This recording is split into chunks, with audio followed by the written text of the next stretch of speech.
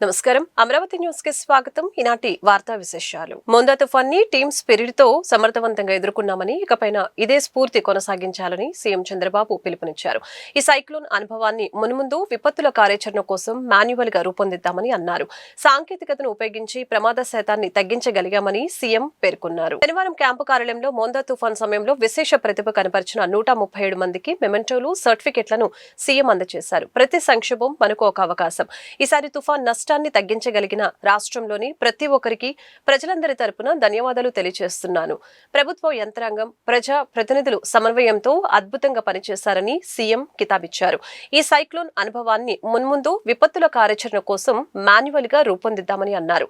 NDA కూటమి ప్రభుత్వం అందరినీ సమన్వయపరుచుకుంటూ ముందుకు వెళ్తుందనే దానికి ఫలితంగానే మొందా తుఫాన్ నష్టాన్ని తగ్గించగలిగామని ముఖ్యమంత్రి అన్నారు. అదేవిధంగా ప్రభుత్వం అంతా కూడా మనం ఒక కేస్ స్టడీ కింద తీసుకొని దీన్ని ముందుకు పోయాం. టెక్నాలజీ ఒక టీం కింద పనిచేస్తే ఎలాంటి సమస్యనైనా ఏ విధంగా ఎదుర్కోగలుగుతామో దీన్ని ఒక ప్రూఫ్ ఆఫ్ కాన్సెప్ట్గా తీసుకొని మనం నిరూపించగలిగాం. నాకు ఈ తుఫాన్ది వచ్చిన వెంటనే మన అధికారులు ఎప్పటికప్పుడు ఆర్టీజీఎస్లో అనలైజ్ చేస్తూ వచ్చాం. అనలైజ్ చేస్తూ వస్తూ ఉంటే ఫస్ట్ డే నుంచి ఒకప్పుడు అనుభవం కూడా నాకు ఉంది కాబట్టి తుఫాన్లు చాలాసార్లు నేను ఫేస్ చేశాను. ఈ రాష్ట్రానికి ప్రధానంగా 2 సమస్యలు ఉన్నాయి. అది నేచర్లో వచ్చిన సమస్యలు. 2 ప్రధాన సమస్యలు ఏంటంటే, ఒకటి డ్రౌట్ ప్రూఫ్ స్టేట్గా తయారు చేసుకోవడం. 2 తుఫాన్లు ఇండియాలో ఎప్పుడు కూడా ఈస్ట్ కోస్ట్లో వస్తూ ఉంటాయి ఎక్కువగా. West Coast is more safe. East Coast ఎప్పుడు వల్నరబుల్. మన దగ్గర కొంచెం మనం కానీ పక్కనుండే ఒరిస్సా కానీ ఈ 2 రాష్ట్రాల నుంచి ఎక్కువ సైక్లోన్ వచ్చే ప్రమాదాలున్నాయి. దాన్ని మాస్టరైజ్ చేయడం కోసం చాలాసార్లు ప్రయత్నం చేశాం. ఈసారి మనం చేసిన ఎక్సర్సైజ్ చూస్తే పర్ఫెక్ట్గా ఏదైతే డేటా లేక్ ఒకటి తయారు చేస్తున్నాం, అవేర్ ఒకటి పెట్టి రియల్ టైం డేటా కలెక్ట్ చేస్తున్నాం. మూడోది, ఈ 2 ఇంటిగ్రేట్ చేయడం కోసం ఏఐ మాడ్యూల్స్ కూడా తయారు చేసి ముందుకు పోవాలనుకుంటున్నాం. ఇటీవల కాలంలో మీరు చూస్తే ఎప్పుడు కూడా నేను ప్రయోగాలు చేస్తూ ఉంటాను. ఈసారి ఆర్టీజీఎస్లో ఒక చిన్న ప్రయోగం నాకు అనిపిస్తే యంగ్స్టర్స్లో ఎవరు బ్రైట్గా ఉన్నారో చూశాను. ఇవన్నీ కూడా తీసుకొని భాస్కర్ గారికి కొంత ఇది చేస్తే వండర్ఫుల్ ఎక్సర్సైజ్ చేశాడు. మామూలు ఎక్సర్సైజ్ బాగా చేశాడు. సిఎస్ గారు కోఆర్డినేట్ చేశారు. ఫస్ట్ టైం ప్రివెంటివ్ మెజర్ కింద తీసుకున్నప్పుడు మీరు చూస్తే ఎంత బాగా చేశారంటే, ఒక టీం కింద లాస్ట్ మైల్లో ఉండే కాశీబుగ్గ ఆలయ తొక్కిసలాట ఘటనపై హోంమంత్రి అనిత స్పందించారు. ఈ ప్రమాదంలో గాయపడిన వారికి మెరుగైన చికిత్స అందించాలని అధికారులను ఆదేశించారు. ఈ ఆలయానికి ప్రతి వారం 1500 నుంచి 2000 మంది భక్తులు దర్శనం కోసం వస్తారని తెలిపారు. ఆలయం మొదటి అంతస్తులో ఉంటుందని, 20 మెట్లు ఎక్కి పైకి వెళ్లే క్రమంలో రైలింగ్ ఊడిపడిందని వివరించారు. దీంతో ఒకరిపై ఒకరు పడి తొక్కిసలాట చోటు చేసుకున్నట్లు పేర్కొన్నారు. ఈ ఘటనలో భక్తులు మృతి చెందడం బాధాకరమని అన్నారు. క్షతగాత్రులకి ప్రాణాపాయం లేదని తెలుస్తుందని అన్నారు. ఈరోజు శ్రీకాకుళం జిల్లా కాశీబుగ్గ వెంకటేశ్వర స్వామి ఆలయంలో జరిగిన సంఘటన. దురదృష్టవశాత్తు సుమారుగా 7 మహిళలు తొక్కిసలాట్లో చనిపోవటం అనేది నిజంగా చాలా విచారించదగ్గ విషయం. చాలా దురదృష్టంగా భావించాలి. ఏదైతే కాశీబుగ్గ వెంకటేశ్వర స్వామి ఆలయం ఉన్నదో అది ఒక ప్రైవేట్ ఆలయం. అది దానికి సంబంధించి 4 నెలల క్రితం అది ఓపెన్ అయిందని కూడా లోకల్ ఎమ్మెల్యే గారు కూడా చెప్పడం జరిగింది. కార్తీక మాసం శనివారం ఏకాదశి ఈ 3 కలిసి రావటం వల్ల మహిళా భక్తులు చాలా మంది ఆ టెంపుల్కి వెళ్ళడం, అదే టెంపుల్కి సంబంధించి ఆ టెంపుల్ కూడా ఒక ఫ్లోర్లో ఉండేటట్టుగా ఉంటుంది. అంటే కింద నుంచి ఒక 20 స్టెప్స్ కూడా ఉంటాయి. స్టెప్స్ దగ్గర ఉన్న రైలింగ్ ఊడి పట్టుకోవటం వల్ల అక్కడ మహిళలు పడిపోవడం, వాళ్ళ మీద చాలా మంది ప్రజలు కూడా పడిపోవడం వల్ల ఊపిరాడక చనిపోయే పరిస్థితి వచ్చింది. చాలా దురదృష్టకర సంఘటన. క్షతగాత్రులందరినీ కూడా మెరుగైన వైద్యం అందించడానికి నియర్ బై హాస్పిటల్స్ కూడా పంపించడం జరిగింది. ఇమ్మీడియట్ గా మంత్రి అచ్చెన్నాయుడు గారు, కొండపల్లి శ్రీని గారు, లోకల్ ఎమ్మెల్యే గారు అందరూ కూడా అక్కడే ఉండి సహాయక చర్యలు పర్యవేక్షిస్తున్నారు. డిపార్ట్మెంట్, పోలీస్ డిపార్ట్మెంట్, అదేవిధంగా ఫైర్ డిపార్ట్మెంట్ కూడా ఇమ్మీడియట్ గా అక్కడికి చేరుకొని సహాయక చర్యల్లో పాల్గొంటున్నారు. వాళ్ళ చనిపోయిన వాళ్ళ కుటుంబాలకి ప్రకృతి విపత్తుల నేపథ్యంలో ఆందోళనలో ఉన్న ప్రజలను కనీసం పరామర్శించని మాజీ సీఎం జగన్ ప్రజాసేవకు పనికిరారని మంత్రి పార్థసారథి విమర్శించారు. పరిస్థితులు, రైతులు తీవ్రంగా నష్టపోయిన పరిస్థితులు ఇవన్నీ ఉంటే మన పులివెందుల శాసనసభ్యులు మాజీ ముఖ్యమంత్రి జగన్మోహన్ రెడ్డి గారు మాత్రం ఏదో ఫ్లైట్స్ లేవు, అది లేదు, ఇది లేదని చెప్పేసి బెంగళూరులో ఉండటం అసలు ఆయన ప్రజా జీవితానికి పనికొచ్చే వ్యక్తి కాదా ఒక్కసారి ప్రజలు కూడా ఆలోచించాలని చెప్పేసి నేను మనం చేస్తాను. రైతులు ఎంత మేర నష్టపోయారో ప్రభుత్వం దృష్టికి తీసుకెళ్దామా, ప్రభుత్వం సక్రమంగా చేస్తుందా లేదని పరిశీలించడం కూడా రాని ఒక వ్యక్తి, ఒక మాజీ ముఖ్యమంత్రి నేను 10 పేజీల ఉపన్యాసం ఇచ్చినా కూడా యాజ్ ఇట్ ఈజ్ గా దించే పత్రిక ఉంది కదా నా కన్సర్న్లో అని చెప్పేసి అబద్ధాలు చెప్తే అది కరెక్ట్ కాదని చెప్పేసి మనం చేస్తాను. కాశీబుగ్గ తొక్కిసలాట ఘటనకు అసలు కారణాలు, ఈ ఘటనపై వివరణ ఇచ్చారు ఆంధ్రప్రదేశ్ దేవాదాయ శాఖ మంత్రి ఆనం రామనారాయణ రెడ్డి. ఘటన జరిగిన ఆలయం ప్రభుత్వ ఆధీనంలో లేదు, ఇది పూర్తిగా ప్రైవేట్ ఆలయం అని స్పష్టం చేశారు. శ్రీకాకుళం జిల్లాలో తొక్కిసలాట జరిగిన కాశీబుగ్గ వెంకటేశ్వర ఆలయం ప్రభుత్వ నిర్వహణలో లేదన్న మంత్రి, ఈ ప్రైవేట్ ఆలయం దేవాదాయ శాఖ ఆధీనంలో లేదు. హరిముకుద్బంద అనే ఒక వ్యక్తి తనకు చెందిన 12 ఎకరాల సొంత భూమిలో తన సొంత నిధులతో నిర్మించిన ఒక ప్రైవేట్ దేవాలయం అది అని అన్నారు. ఇక ఈ దేవాలయం సామర్థ్యం 2000 నుంచి 3000 మంది వరకు మాత్రమే ఉండగా ఈరోజు ఏకాదశి కావడంతో ఒక్కసారిగా 25,000 మంది వరకు ప్రజలు వచ్చారు. కానీ అందుకు తగ్గట్లుగా ఏర్పాట్లు చేయలేకపోయారని వివరించారు. మరొక వైపు ప్రభుత్వానికి కూడా సదరు వ్యక్తి సమాచారం ఇవ్వలేదు.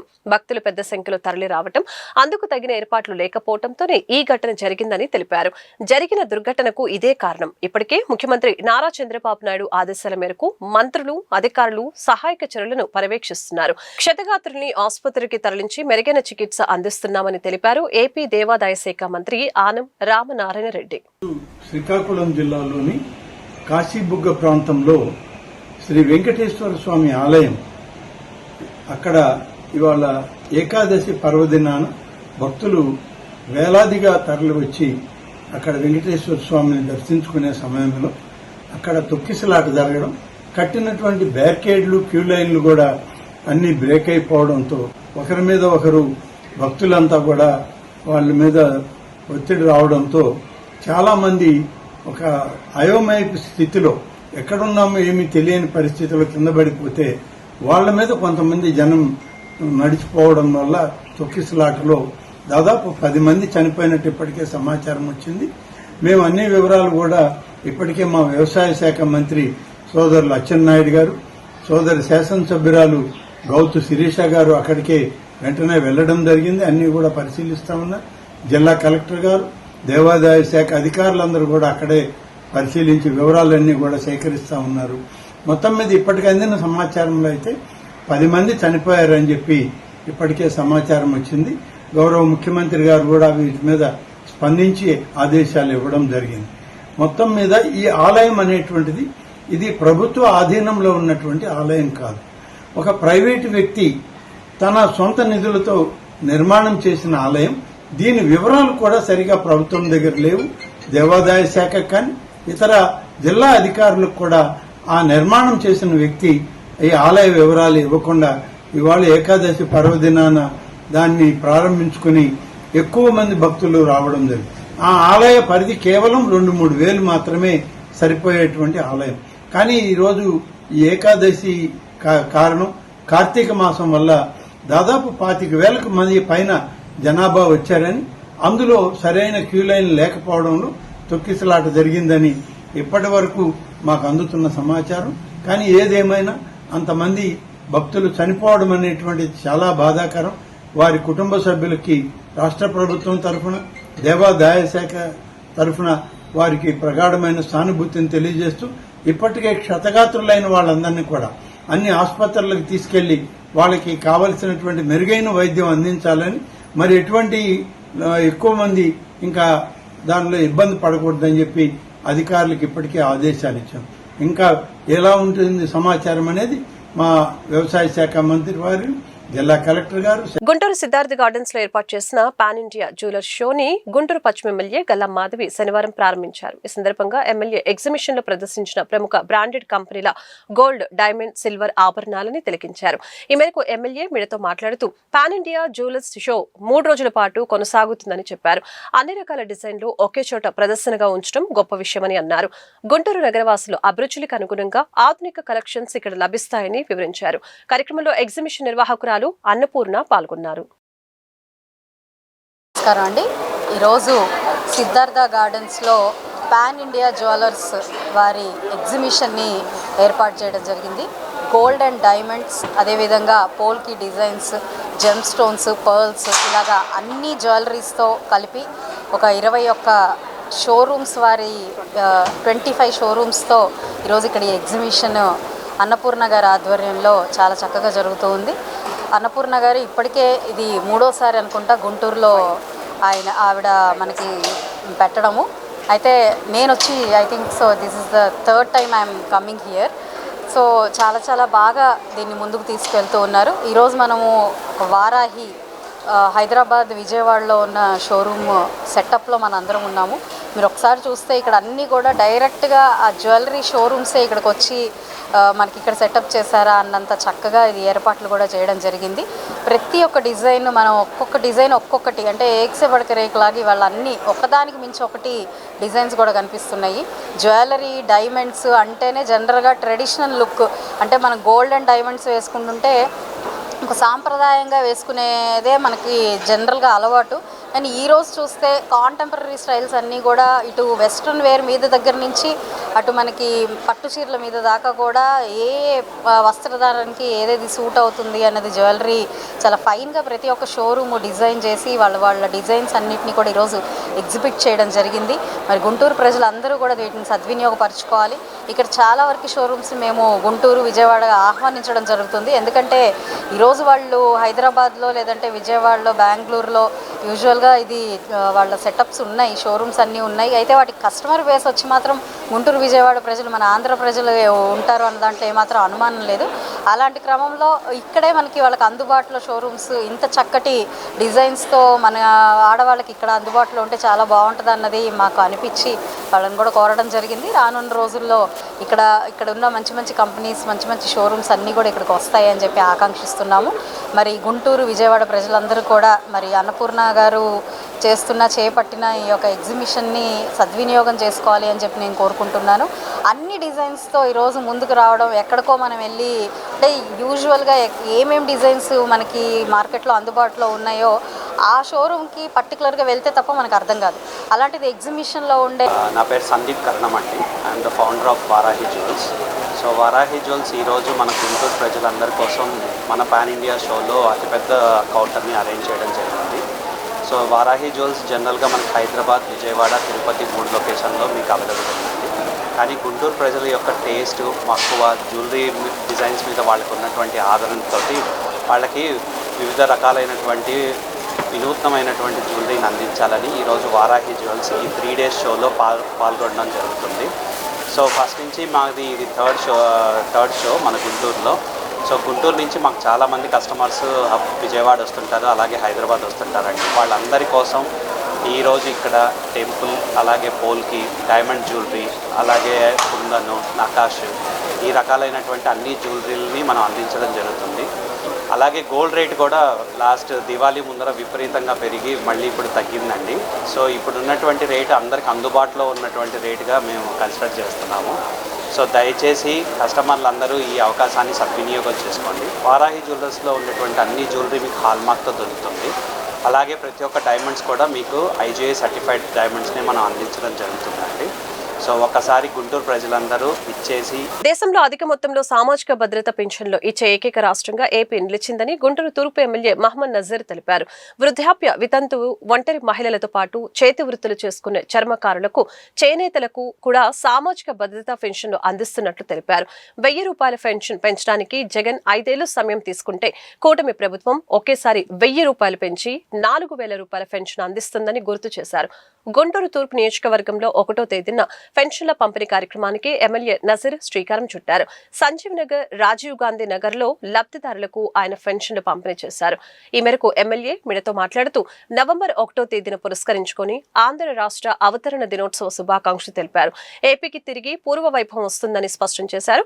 చంద్రబాబు పాలనలో ప్రజా సంక్షేమం, రాష్ట్ర ప్రగతి పరుగులు తీస్తుందని వివరించారు. కార్యక్రమంలో టీడీపీ నాయకులు చిట్టిబాబు, దయారత్నం తదితరులు పాల్గొన్నారు. రాష్ట్ర ప్రజలందరికీ కూడా ఆవిర్భావ దినోత్సవ శుభాకాంక్షలు తెలుపుతూ మన ఈ ఆంధ్ర రాష్ట్రం అక్షర క్రమంలోనే కాకుండా అభివృద్ధి క్రమంలో కూడా అగ్రగామిగా ముందుండాలనేటువంటి సంకల్పంతో ప్రతి ఒక్కరు కూడా ఇప్పుడున్నటువంటి ఒక మంచి ప్రభుత్వంలో ఒక పక్కన సంక్షేమం, ఒక పక్కన అభివృద్ధి కార్యక్రమాలు తీసుకొని ముందుకు నడిపిస్తున్నటువంటి చంద్రబాబు నాయుడు గారి నాయకత్వంలో ఆంధ్ర రాష్ట్రం తప్పకుండా దేశంలోనే మొదటి రాష్ట్రంగా, ప్రపంచంలో గర్వించదగ్గ తెలుగువారుగా మనందరం కూడా ముందుకు సాగాల్సినటువంటి అవసరం ఉంది. ఎంతో త్యాగాలతో ఈరోజు ఈ రాష్ట్రం ఆవిర్భవించింది. ఈ రాష్ట్రాన్ని పూర్వవైభవం తీసుకుని వచ్చేటువంటి ప్రయత్నం జరుగుతున్నటువంటి తరుణంలో ప్రతి ఒక్కరు కూడా ఒక మంచి సంకల్పంతో రాష్ట్ర అభివృద్ధి దోహదపడాలని చెప్పి కోరుకుంటూ ఈరోజు 1వ తారీఖున ప్రతి ఒక్కరికి కూడా ముఖ్యంగా దేశంలో ఉన్నటువంటి పేద వర్గాలకు, బడుగు బలహీన వర్గాలకు, ముఖ్యంగా చేతి వృత్తులు చేసుకునేటువంటి చర్మకారుల దగ్గర నుండి, అలాగే మగ్గాలు నడుపుకునేటువంటి చేనేతల దగ్గర నుండి పెద్ద ఎత్తున ఈరోజు రాష్ట్రంలో దాదాపు 13,000 మందికి చేతి వృత్తులు చేసుకునేటువంటి చర్మకారులకి ఈరోజు పెన్షన్లు ఇచ్చేటువంటి పరిస్థితులు. ఈరోజు కేవలం వృద్ధులకో, వితంతువులకో, లేకపోతే వికలాంగులకో అటువంటి పెన్షన్లే కాకుండా చేతి వృత్తుల ద్వారా ఆధారపడినటువంటి వాళ్ళందరికీ కూడా మొదటిసారి దేశంలో ఎక్కడ లేనటువంటి విధంగా అటువంటి వాళ్ళందరికీ కూడా చేతి వృత్తుల మీద ఆధారపడినటువంటి వాళ్ళకి పెన్షన్లు ఇచ్చేటువంటి కార్యక్రమాన్ని తీసుకున్నటువంటి చంద్రబాబు నాయుడు గారు ఈరోజు 3,000 ఉన్నటువంటి పెన్షన్ని 4,000 చేయడంతో పాటు వారి జీవనోపాధిని అభివృద్ధి చేయాలనేటువంటి ఆలోచనతో అనేక నైపుణ్య శిక్షణ కార్యక్రమాలు, స్కిల్ డెవలప్మెంట్ ప్రోగ్రామ్స్ కూడా పెట్టడం జరిగింది.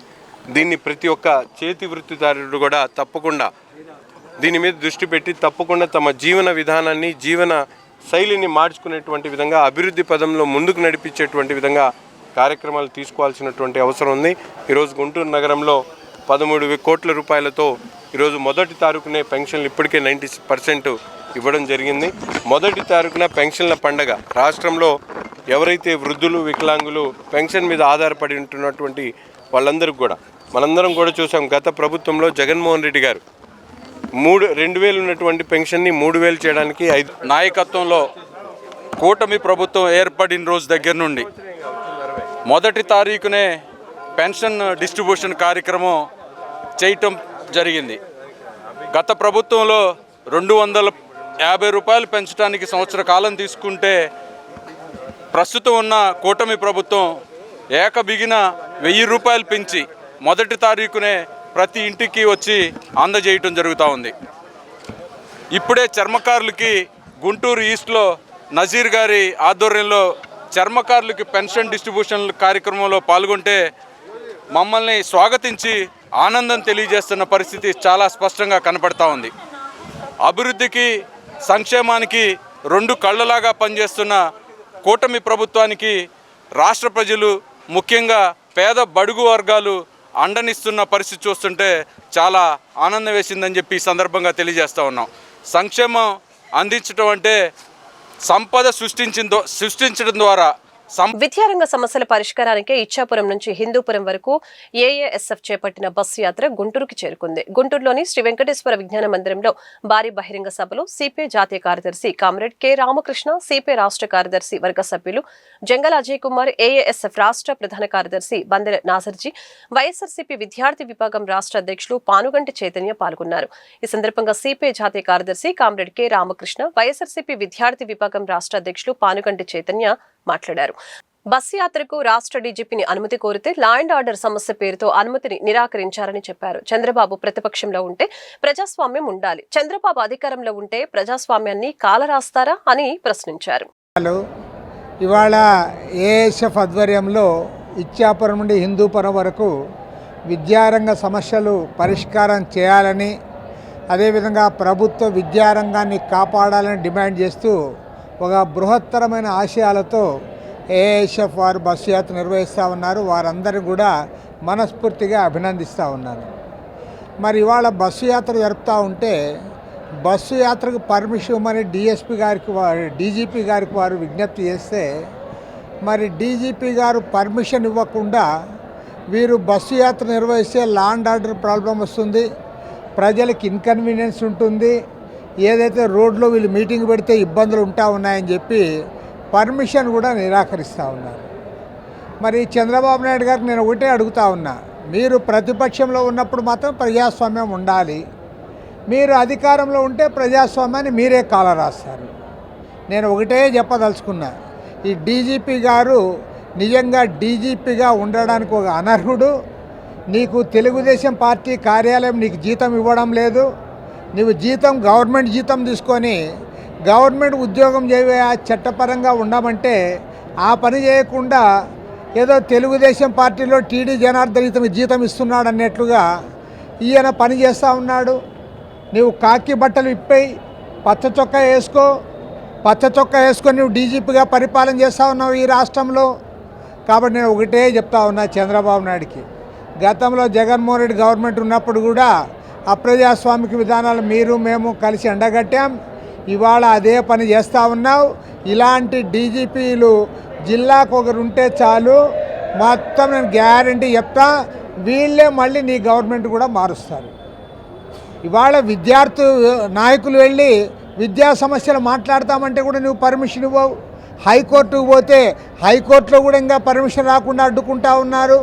కాబట్టి ఏమంటే కేంద్రంలో అప్రకటిత ఎమర్జెన్సీ పెట్టి నరేంద్ర మోడీ ఒక దుష్ట పాలన అక్కడ సాగిస్తూ ఉన్నాడు. రాష్ట్రంలో చంద్రబాబు నాయుడు ప్రభుత్వం కూడా ఇవాళ ద్వంద్వ వైఖరి అవలంబిస్తూ ఉంది. మీరు ప్రతిపక్షంలో ఉంటే ప్రజాస్వామ్యం కావాలనా, డెమోక్రసీ ఉండాలనా, మీటింగులు పెట్టుకోవాలనా, మైక్ పర్మిషన్లు ఇవ్వాలనా? ఇవాళ మీరు అధికారం లేకొస్తేనే మీరే కాల రాస్తారా? కాబట్టి ఏమంటే చంద్రబాబు నాయుడు అధికారంలోకి వచ్చిన తర్వాత నరేంద్ర మోడీ అడుగులకు మడుగులొత్తుతూ ప్రతి విషయంలో కూడా ఎన్డీఏ అని చెప్తా ఉన్నాడు. ఆయన నరేంద్ర మోడీ పాలన చూసి తన్మయత్వానికి గురయ్యి బీహార్లో నేను కూడా ఎన్నికల ప్రచారానికి వెళ్తా ఉన్నాడు. ఇవాళ చంద్రబాబు నాయుడు కనుక సిగ్గు సెర ఉంటే ఆ ప్రచారానికి వెళ్ళడు. కారణం ఏంటంటే మనకి ప్రత్యేక హోదా ఇవ్వలేదు, అలాగే వెనుకబడిన ఉత్తరాంధ్ర రాయలసీమ జిల్లాలకి ప్యాకేజీ ఇవ్వలేదు, కడప స్టీల్ ఫ్యాక్టరీ ఇవ్వలేదు, విశాఖ రైల్వే జోను లేదు.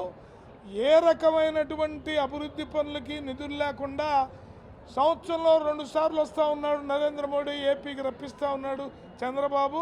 వచ్చిన ప్రతిసారి 300 కోట్లు ప్రజాధనం ఖర్చు పెడతానే ఉన్నారు. చంద్రబాబు నాయుడు ఈ పద్ధతి కనుక మార్చుకోకపోతే గతంలో ఎలాంటి పరిస్థితి పట్టిందో అలాంటి దుర్గతి పడుతుందా. విద్యారంగ సమస్యల్ని పరిష్కరించాలని డిమాండ్ చేస్తూ అఖిల భారత విద్యార్థి ఫెడరేషన్ ఏఐఎస్ఎఫ్ రాష్ట్ర సమితి ఆధ్వర్యంలో అక్టోబర్ 20 నుంచి నవంబర్ 12 వరకు ఇచ్చాపురం నుండి హిందూపురం వరకు బస్ యాత్ర నిర్వహిస్తూ ఉన్నాం. అందులో భాగంగా ఈరోజు గుంటూరు నగరం చేరుకోవడం జరిగింది. విజ్ఞాన మందిరంలో విద్యార్థులతో పెద్ద ఎత్తున బహిరంగ సభ నిర్వహించడం జరిగింది. ఈ సభకి ముఖ్య అతిథులుగా ఏఐఎస్ఎఫ్ మాజీ ఎస్కే యూనివర్సిటీ చైర్మన్, అదేవిధంగా ప్రస్తుత సిపిఐ జాతీయ కార్యదర్శి కామ్రేడ్ కె రామకృష్ణ గారు. గుంటూరు ప్రభుత్వ ఆసుపత్రిని ప్రైవేట్ ఆసుపత్రికి దీటుగా తీర్చిదిద్దబోతున్నామని కేంద్ర సహాయ మంత్రి పెమ్మసాని చంద్రశేఖర్ పేర్కొన్నారు. శనివారం గుంటూరు ప్రభుత్వ ఆసుపత్రిలోని సుశ్రుత హాల్లో దాతకు ఆసుపత్రి కమిటీకి మధ్య ఒప్పందం మార్పిడి జరిగింది. ఈ సందర్భంగా పెమ్మసాని చంద్రశేఖర్, నజర్ అహ్మద్ మాట్లాడారు. గుంటూరు ప్రభుత్వ ఆసుపత్రి అభివృద్ధికి ఇప్పటి వరకు 82 కోట్ల రూపాయల దాతల ద్వారా వచ్చాయని తెలిపారు. వచ్చే 2 సంవత్సరాలలో ప్రభుత్వ ఆసుపత్రి అద్భుతంగా అభివృద్ధి జరుగుతుందని తెలియజేశారు. ప్రైవేట్ ఆసుపత్రికి దీటుగా ప్రభుత్వ ఆసుపత్రి కూడా అభివృద్ధిలో ముందుకు వెళ్తుందని అన్నారు. తూర్పు నియోజకవర్గ శాసనసభ్యులు నజర్ అహ్మద్ చొరవతో దాత ముందుకు రావడం శుభపరిణామమని తెలిపారు.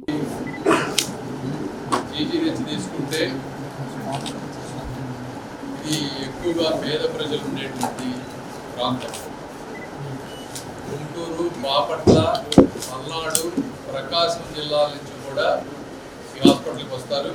ఒక మంచి పేరు ఉన్నటువంటి హాస్పిటల్, ట్రైనింగ్ సెంటర్ ఉన్నటువంటి హాస్పిటల్ ఇది. ఎన్నో బిల్డింగ్లు దాదాపుగా 50-100 సంవత్సరాల నుంచి ఉన్నటువంటి బిల్డింగ్లు కొన్ని పాడైపోయినాయి. ఇందులో ప్రతి ఒక్క బ్లాక్ని ఒక స్పెషాలిటీ బ్లాక్ లాగా చేయాలి.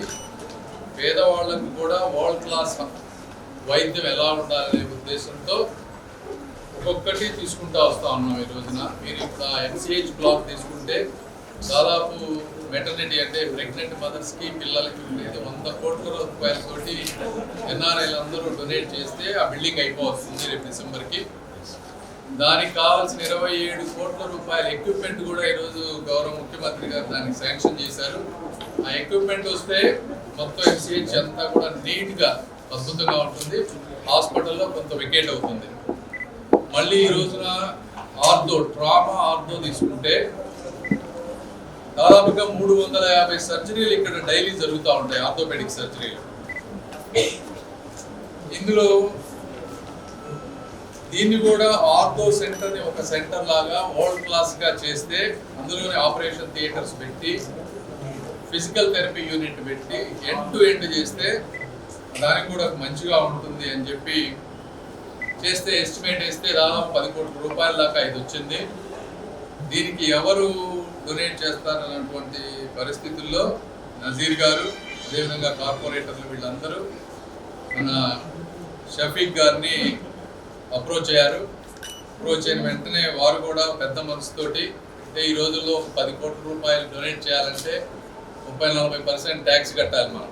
అంటే 18 కోట్లు ఎంతో సంపాదిస్తే కానీ 10 కోట్లు మనం ఒకళ్ళకి ఇవ్వలేము.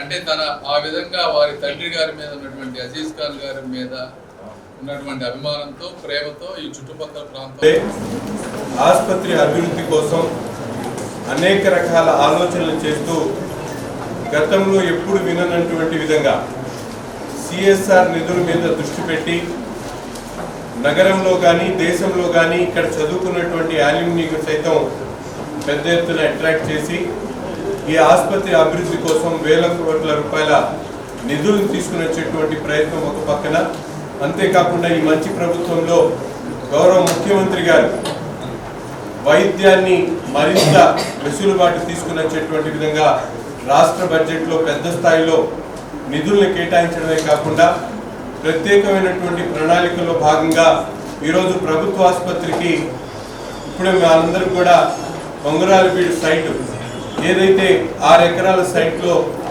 ఈరోజు కొన్ని డిపార్ట్మెంట్స్ని ముఖ్యంగా ఆప్థమాలజీ కానీ, డెంటల్ కానీ, అలాగే వివిధ డిపార్ట్మెంట్స్ ఈఎన్టీ కానీ ఇటువంటి డిపార్ట్మెంట్స్ని అటు మూవ్ చేయడంతో పాటు మంత్రి గారు చెప్పినటువంటి విధంగా కొన్ని స్పెషాలిటీ డిపార్ట్మెంట్ ఏదైతే ఇప్పుడు ఆర్థోకి సంబంధించి, ట్రామా కేర్కి సంబంధించి పెద్దలు షఫీక్ గారు ఇచ్చినటువంటి స్పాన్సర్తో, అలాగే జిమ్ఖానా వాళ్ళు ఇచ్చినటువంటి ఎంసీహెచ్ బ్లాక్ కానీ, అలాగే సర్వీస్ బ్లాక్ కానీ, రాజన్న ట్రస్ట్ ద్వారా ఆనాడు అటెండర్స్ కోసం పెట్టినటువంటి ఇవన్నీ కూడా ఈ కొత్త అధ్యయనానికి ఈరోజు శ్రీకారం చుట్టడం జరిగింది. తప్పకుండా ఈ 4 సంవత్సరాల్లో ప్రభుత్వ ఆసుపత్రిని ప్రైవేట్ హాస్పిటల్ దీటుగా, ఒక కార్పొరేట్ హాస్పిటల్ దీటుగా తయారు చేయడానికి పెద్దలు వెమ్మసాని చంద్రశేఖర్ గారు, అలాగే వైద్య శాఖ మంత్రి సత్యకుమార్ యాదవ్ గారు, అలాగే డిఎంఈ గారు, అలాగే డిపార్ట్మెంట్ ముఖ్యమంత్రి గారి సహాయ సహకారంతో తప్పకుండా ఈ జిల్లాలోనే కాదు రాష్ట్రంలో ఒక మంచి ఆసుపత్రిగా గవర్నమెంట్ హాస్పిటల్ తీర్చిదిద్దడానికి అహర్నిశలు కృషి చేస్తున్నటువంటి డాక్టర్స్ కానీ, స్టాఫ్ కానీ. రైతులకు అన్యాయం జరగదని కేంద్ర సహాయ మంత్రి పెమ్మసాని చంద్రశేఖర్ హామీ ఇచ్చారు. తుఫాన్ ప్రభావిత పంట నష్టాలపై అగ్రికల్చర్, సీసీఐ శాఖల అధికారులతో కలెక్టర్ కార్యాలయంలో పెమ్మసాని రివ్యూ నిర్వహించడం జరిగింది. ఈ సందర్భంగా కేంద్ర సహాయ మంత్రి మాట్లాడుతూ 3-4 రోజుల పాటు కురిసిన భారీ వర్షాలకు గాను జిల్లాలోని పలు గ్రామాలు, పంట పొలాలు నీట మునిగాయని చెప్పారు. ఆయా ప్రాంతాల్లో స్థానిక ఎమ్మెల్యే రామాంజనేయులతో కలిసి ఇవాళ పర్యటించడం జరిగిందని చెప్పారు. టోటల్ క్రాప్ ఎస్టిమేషన్స్ ఎలా జరుగుతున్నాయి, కాంపన్సేషన్ ఇస్తున్నారు అనే అంశాలపై హార్టికల్చర్, అగ్రికల్చర్, సీసీఐ, కాటన్ శాఖ అధికారులతో రివ్యూ చేశామని తెలియజేశారు. అగ్రికల్చర్లో ఇక్కడ వరి ఇప్పటి వరకు దాదాపుగా 2,500 హెక్టార్స్ సబ్మెర్జ్ అయిపోయిందని తెలిపారు. ఇవి కాకుండా ఇప్పుడు సీసీఐ వాళ్ళు కాటన్ ఇప్పుడు ఎంఎస్పీ ప్రైజ్ వచ్చేప్పటికీ 8,100 రూపాయలు తీసుకొచ్చారని చెప్పారు. ఇందులో సైక్లోన్ వలన మాయిశ్చర్ కంటెంట్ పెరిగేటువంటి అవకాశాలు ఉందని అన్నారు. అధికారులు, కలెక్టరు అందరూ కూడా చాలా అద్భుతంగా పనిచేస్తా ఉన్నారు. వారందరికీ మరొకసారి నేను ప్రత్యేకంగా ధన్యవాదాలు తెలియజేస్తున్నానని పెమ్మసాని చంద్రశేఖర్ తెలిపారు. ఇవాళ మార్నింగ్ కలెక్టర్ గారు, రామాంజనేయులు ఎమ్మెల్యే గారు, మేము వెళ్ళి ప్రతిపాడు, అదేవిధంగా వేరే ప్రాంతాల్లో ఫీల్డ్ విజిట్ చేసి వచ్చాం. ఇప్పుడు అధికారులతో కూర్చొని టోటల్ క్రాప్ ఎస్టిమేషన్స్ ఎలా జరుగుతూ ఉన్నాయి, ఏ విధమైన కాంపెన్సేషన్ ఇస్తూ ఉన్నారు అనే దాని మీద రివ్యూ చేసాం. ఇందులో 3 ఆస్పెక్ట్స్, ఒకటి హార్టికల్చర్, రెండోది అగ్రికల్చర్, మూడోది CCI కాటన్. ఈ 3 ఇష్యూస్. హార్టికల్చర్ తీసుకుంటే ఈ లాస్ అయిన బనానా, టర్మరిక్, వెజిటబుల్స్, ఫ్లోరికల్చర్ వీటిల్లో వాళ్ళకి టోటల్ కాస్ట్ కల్టివేషన్కి ఎంత అవుతుంది, మనం లాస్ ఎంత పే చేస్తూ ఉన్నాము. ఇప్పుడు సపోజ్ బనానా అయితే 35,000 రూపీస్ పర్ హెక్టార్ పే చేస్తూ ఉన్నాం, turmeric 35,000 rupees per hectare pay చేస్తూ ఉన్నాం. ఈ క్రాప్ లాస్ కాకుండా central government schemes, state government 60-40 తోటి కొంత ఇన్పుట్ సబ్సిడీ ఇచ్చేటువంటి అమౌంట్స్ ఉన్నాయి. అంటే సపోజ్ టర్మరిక్ తీసుకుంటే 50,000 రూపీస్ అడిషనల్గా వచ్చే అవకాశం ఉంది. అంటే 35,000 రూపీస్ మనం లాస్ ప్లస్ 50,000 ఇన్పుట్ సబ్సిడీ, అంటే 85,000 రూపాయలు పర్ హెక్టార్కి టర్మరిక్ ఫార్మర్కి ఇప్పుడు నష్టపోయిన వాళ్ళకి వచ్చే అవకాశం ఉంది.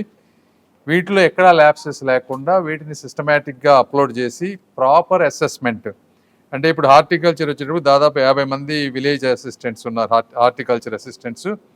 వీళ్ళు 100 విలేజెస్లో ప్రాపర్ సర్వే చేసి ఫాస్ట్గా అది ఇవ్వటం ఒకటి. అదేవిధంగా అగ్రికల్చర్లో ఇక్కడ ప్యాడీ ఎంతవరకు దాదాపుగా 2,500 హెక్టార్స్ సబ్మర్జ్ అయిపోయింది. ఈ సబ్మర్జ్ అయిపోయిన వాటిని కూడా కొంత జనరస్గా, ఎందుకంటే లాస్ట్ ఇయర్ కూడా ఇక్కడ ఉన్నటువంటి రైతులు నష్టపోయారు కాబట్టి జనరస్గా దాన్ని అసెస్ చేసి ఫాస్ట్గా సబ్మిట్ చేస్తే సెంటర్ నుంచి కొంత రిలీఫ్ ప్యాకేజ్ తీసుకునేటువంటి అవకాశం ఉంటుంది. ఇవి 2 కాకుండా ఇప్పుడు CCI వాళ్ళు కాటన్, ఇప్పుడు మీ MSP ప్రైస్ వచ్చేటప్పటికి 8,110 రూపాయలు తీసుకొచ్చారు.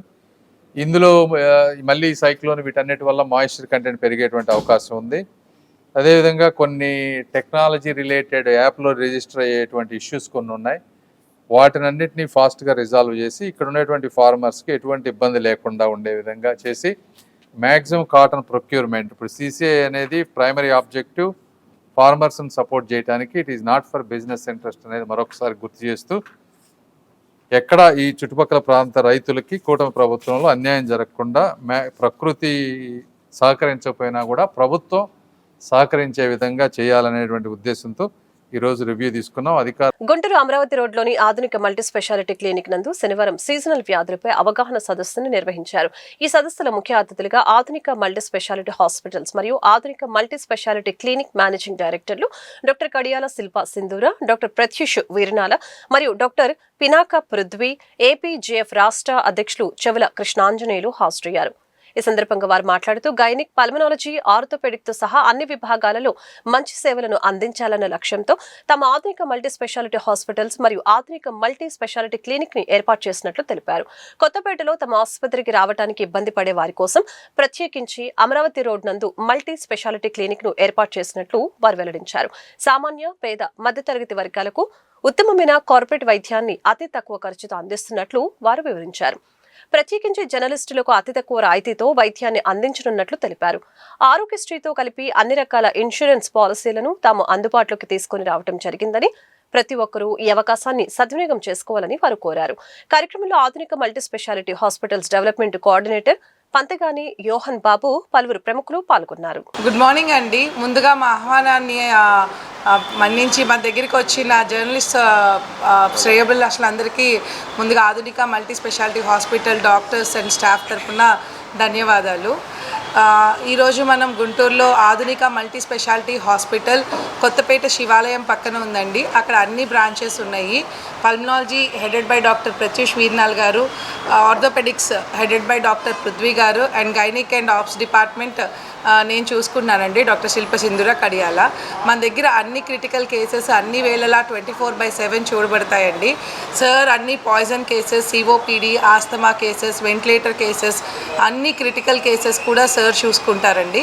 And Prithvi sir spine surgeries, knee replacements, అన్ని రకాల సర్జరీస్ కానీ, ఫ్రాక్చర్స్ కానీ, ట్రామా మొత్తం చూస్తారు. సార్ ఫెలోషిప్ ఇన్ ట్రామా చేశారు. అండ్ నేను ఆబ్స్ అండ్ గైనిక్ అండి, lap and infertility specialist and painless delivery. ఇంకా మీకు ల్యాప్ అంటే మనం గడ్డలు కోత లేకుండా, అండ్ ఇన్ఫర్టిలిటీ అంటే పిల్లలు లేని వాళ్ళకి IUI ద్వారా కానీ సంతానం, ఇంకొకటి పెయిన్లెస్ డెలివరీ, అంటే నొప్పులు లేకుండా సహజ కాన్పులకి ఎక్కువ ప్రోత్సహిస్తాము. సో అన్ని డిపార్ట్మెంట్స్ మన దగ్గర ఉన్నాయండి. డయాలసిస్ కూడా ఉంది, మనకి 3 సర్జికల్ ఓటీస్ ఉన్నాయి. సో హాస్పిటల్ మొత్తం ఫుల్ ప్లెడ్జ్డ్ డాక్టర్స్ అండ్ స్టాఫ్తో ఉన్నారు. అండ్ గుంటూరులో అంటే మంచి సేవ అందించడానికని ఈ హాస్పిటల్ స్థాపించబడినది. దాని యొక్క సబ్స్టిట్యూట్ బ్రాంచ్గానే ఈ ఆధునిక మల్టీ స్పెషాలిటీ క్లినిక్స్ అన్నది మన అమరావతి రోడ్డు రామా బిల్డింగ్ పక్కన మెయిన్ రోడ్ మీదే ఉంటుందండి. సో ఈవినింగ్ టైం ఇక్కడ మనం 6 నుంచి డాక్టర్స్, మన 3 డాక్టర్స్ అవైలబుల్గా ఉంటారు. అంటే లోకల్ ఉన్న ప్రజల కోసం ఈ ఫెసిలిటీ అనేది ప్రొవైడ్ చేశాము. కొంతమంది అంటే అక్కడ వరకు రాలేక ఈ సరౌండింగ్ ఏరియాస్లో ఉన్న వాళ్ళకి హెల్త్ స్టేటస్, హెల్త్ అడ్వైస్ గురించి ఈ క్లినిక్స్ మొదలు పెట్టామండి.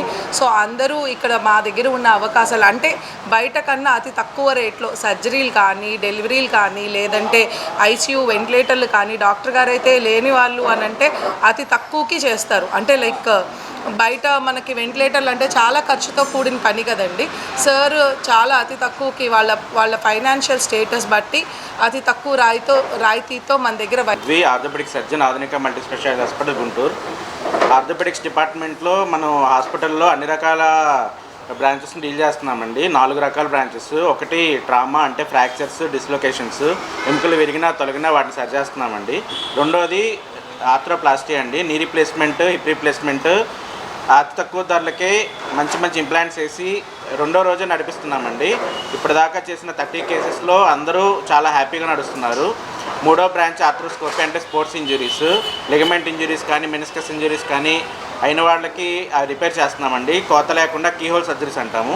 4వది స్పైన్ సర్జరీస్ అండి. డిస్క్ జారినా, లేకపోతే స్పాండిలోలిసిస్ అంటే ఎముక మీద ఎముక జారినా, ఫ్రాక్చర్స్ అయినా వీటన్నిటికీ సరి చేయబడుతుంది.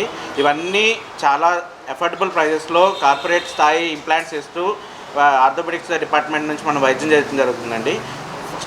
Starting from step 1 to discharge అయ్యేంత వరకు ప్రతిదీ నా పర్యవేక్షణలో జరుగుతుంది. అంటే ఒక surgeon he will take care of everything అండి. సో ఆ భరోసా మేము మా హాస్పిటల్ తరపు నుంచి ఇస్తున్నాము. సో ఈ సదావకాశాన్ని సద్వినియోగపరచుకోవాల్సిందిగా. పల్మనాలజిస్ట్ ఆధునిక మల్టీ స్పెషాలిటీ హాస్పిటల్ అండి. మన హాస్పిటల్ వచ్చేసి 50 bedded hospital with ICU facilities available ఉన్నాయండి.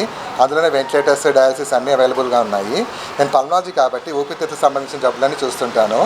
ఈ కాలంలో జలుబు, దగ్గు, ఆయాసం, కొంతమంది గురక అంటే ఒబేసిటీ, హైపోవెంటిలేషన్ సిండ్రోమ్ కానీ, అబ్స్ట్రక్టివ్ స్లీప్ యాప్నే కానీ ఇలాంటి కండిషన్స్ ఏదైనా నేను చూస్తూ ఉంటాను. అండ్ మన దగ్గర సిఓపిడి, ఆస్మా డిఫరెన్షియేట్ చేయడానికి పిఎఫ్టీ పరీక్షలు, ఎఫ్ఓటీ పరీక్షలు 2 ఉన్నాయండి. ఈవెన్ నేను బ్రాంకోస్కోపీస్ కూడా చేస్తుంటాను. కంపల్సరీ అందరూ ఉపయోగించుకోవాల్సిందిగా కోరుచున్నాను. థ్యాంక్స్. స్పెషాలిటీ హాస్పిటల్ రాజధాని నగరము ఒక మెట్రోపాలిటన్ సిటీగా గుంటూరు అభివృద్ధి చెందుతున్నటువంటి క్రమంలో అర్బన్ క్లినిక్ ఏర్పాటు చేయటం అనేటువంటిది ఈ ప్రాంతంలో ఉండేటువంటి ప్రజలతో పాటుగా గ్రామీణ ప్రాంతాల నుంచి సిటీస్కి వచ్చేటువంటి వాళ్ళు, అదేవిధంగా గ్రామీణ ప్రాంతాల్లో రోజువారీ పనులు చూసుకొని సాయంత్రానికల్లా ఇక్కడికి వచ్చి హాస్పిటల్లో డాక్టర్ గారితో వాళ్ళకి కావాల్సినటువంటి సమస్యల మీద మాట్లాడిన తర్వాత మళ్ళీ వెళ్ళిపోయేటువంటి వెసులుబాటుతో ఈ విధమైనటువంటి ఒక అర్బన్ క్లినిక్ అనేటువంటి కాన్సెప్ట్ని తీసుకురావటం అనేటువంటిది ఆధునిక మల్టీ స్పెషాలిటీ హాస్పిటల్ యాజమాన్యానికి నేను ఆంధ్రప్రదేశ్ జర్నలిస్ట్ ఫోరం తరఫున అభినందనలు తెలియజేస్తున్నాను. శిల్పా సింధూరి గారు కూడా ఒక హామీ కూడా ఇచ్చి ఉన్నారు జర్నలిస్టు కుటుంబాలకి, అదేవిధంగా జర్నలిస్టులకు సంబంధించినటువంటి విషయంలో పూర్తి స్థాయి మా సహకారం ఉంటుందనేటువంటి విధంగా చెప్పారు. నా యొక్క సూచన ఏమిటి అంటే రోజువారీగా జర్నలిస్టులు కానీ వాళ్ళ ఫ్యామిలీ మెంబర్స్ కానీ ఎవరైనా సరే జర్నలిస్ట్ ఐడి కార్డుతో వస్తే వాళ్ళకు వితౌట్ ఓపీ, అదేవిధంగా అన్ని రకాల టెస్టులకు సంబంధించినటువంటి విషయంలో కన్సెషన్తో పాటుగా మెరుగైనటువంటి వైద్య సేవలు అందించేటువంటి ప్రయత్నం చేయండి అనేటువంటిది నా సూచన చేస్తున్నాను. ఎందుకంటే జర్నలిస్టులందరూ కూడా వాళ్ళు వృత్తిపరమైనటువంటి అంశాలతో కాకుండా సమాజం కోసం నిరంతరంగా అనేకమైనటువంటి ఒడిదుడుకులు ఎదుర్కొని పనిచేసేటువంటి వాళ్ళు కాబట్టి వాళ్ళు జనరల్గా ఈ విధమైనటువంటి వృత్తిపరమైనటువంటి ఆందోళనలు, ఒత్తిడి కారణంగా ఇటీవల కాలంలో ఎక్కువ మంది బీపీ, షుగరు, అదేవిధంగా తీవ్రమైనటువంటి కొన్ని వ్యాధులకు గురవుతున్నటువంటి పరిస్థితి కూడా జర్నలిస్టుల వైపు నుంచి ఉంది. అదేవిధంగా జర్నలిస్టుల్లో కూడా ఈ వృత్తిలో ఉండేటువంటి వాళ్ళు మధ్యతరగతి, దిగువ మధ్య. ఈ వార్తలు ఇంతటితో సమాప్తం. మరొక బులెటిన్ మళ్ళీ కలుద్దాం. నమస్కారం.